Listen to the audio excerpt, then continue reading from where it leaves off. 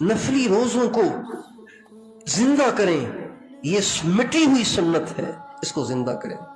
ہم نے اپنے ایسے بزرگ بھی دیکھے کہ جو رمضان کے روزوں کے سوا کبھی روزہ نہیں رکھتے تھے، اور وہ بزرگ بھی دیکھے جو پیر جمعرات کا روزہ کبھی نہیں چھوڑتے تھے، کبھی نہیں چھوڑتے تھے۔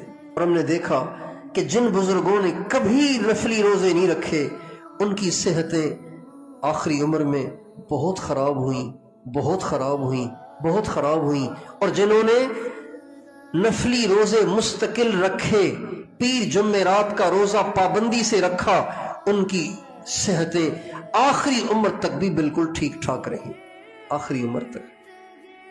اس لیے آج کل کے زمانے میں جبکہ بے پردگی پھیل گئی ہے، بے حیائی بہت عام ہو گئی ہے، موبائل ہر ایک کے پاس ہے، نہ چاہتے ہوئے بھی کسی ننگی تصویر پہ نظر پڑ ہی جاتی ہے، اور پھر شہوت بھڑکنا شروع ہو جاتی ہے، اور پھر برائی کرنے کی طرف دل کا میلان شروع ہو جاتا ہے۔ تو ایسے دور میں نفلی روزوں کا اہتمام کرنا چاہیے۔